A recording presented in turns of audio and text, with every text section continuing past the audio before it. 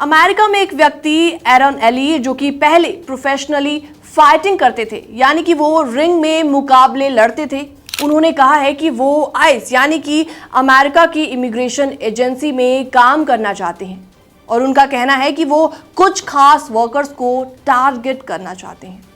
क्या है उनका बयान, चलिए आपको सब कुछ डिटेल में बताते हैं। नमस्कार, मैं हूं आपके साथ प्रेरणा कौशिक और आप देख रहे हैं एनबीटी इंटरनेशनल।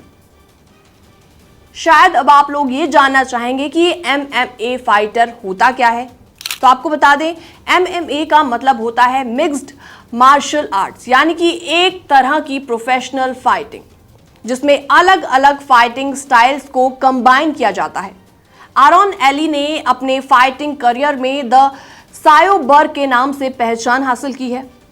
ये उनका रिंग नेम था, यानी कि जब वो मुकाबला लड़ते थे तो उनको इसी नाम से लोग जानते थे। एरन एली ने वॉशिंगटन पोस्ट को बताया कि उन्हें अक्सर ऐसे मीम्स देखने को मिलते हैं जिसमें इंडियंस अपनी टेक जॉब्स जीतने पर बोस्ट करते हैं। उन्होंने कहा कि तो मैंने सोचा ठीक है, मैं उन लोगों के साथ काम करूंगा जो उन्हें अरेस्ट करेंगे, पेवमेंट पर फेस स्लैम करेंगे और वापस होम भेज देंगे। तो अब सवाल यहां पर ये उठता है कि आखिर ये खबर इतनी ज्यादा इंपॉर्टेंट क्यों है? क्योंकि आइस अब पूरे अमेरिका में रिक्रूटमेंट ड्राइव चला रहा है। इसका मकसद सिर्फ नई हायरिंग करना नहीं है, बल्कि अपनी वर्कफोर्स को अग्रेसिवली बढ़ाना और डिपोटेशन ऑपरेशन को तेज करना भी है। इसके लिए आइस बहुत बड़े इंसेंटिव भी दे रहा है, जैसे $50,000 तक का signing bonus, student loan repayment और फॉरगिवनेस ऑप्शंस, यानी कि कुछ खास जॉब्स में एक्स्ट्रा पे भी इसमें दिया जा रहा है, जैसे कि लीप और AUI। इसके अलावा एम्प्लॉयज और एनहेंस्ड रिटायरमेंट बेनिफिट्स भी इसमें मिल रहे हैं। ये recruitment drive Donald Trump administration के वन बिग ब्यूटीफुल बिल यानी कि OBB के बाद शुरू की गई है। इस बिल में आइस को बिलियंस ऑफ डॉलर्स दिए गए हैं, जैसे कि डिटेंशन बेड्स के लिए $45 बिलियन, डिपोटेशन ऑपरेशन के लिए $14 बिलियन और इसी के साथ ही 10,000 ऑफिसर्स हायर करने के लिए $8 बिलियन। इसके अलावा टेक्नोलॉजी, लोकल पार्टनरशिप और स्टाफ को रोकने के लिए भी फंड्स अलोकेट किए गए।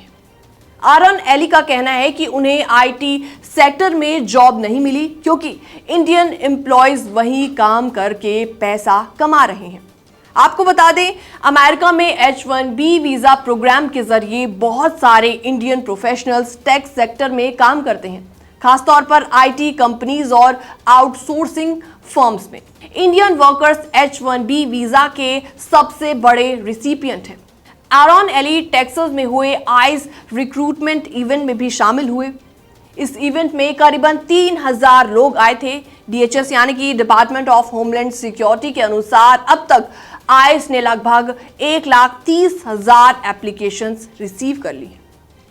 अभी जानना भी जरूरी है कि आइस आखिर करता क्या है। आइस अमेरिका में इमिग्रेशन लॉज लागू करता है। अगर कोई इलीगली वहां पर रहता है तो उसे अरेस्ट किया जाता है, उसको डिपोर्ट भी किया जाता है।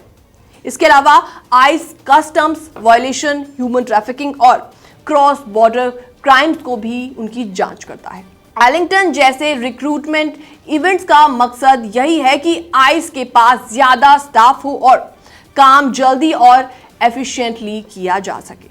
तो ऐसे में आगे क्या होने वाला है, आपको बता दें आइस आने वाले महीनों में अपने वर्कफोर्स को और भी ज्यादा बढ़ाएगा।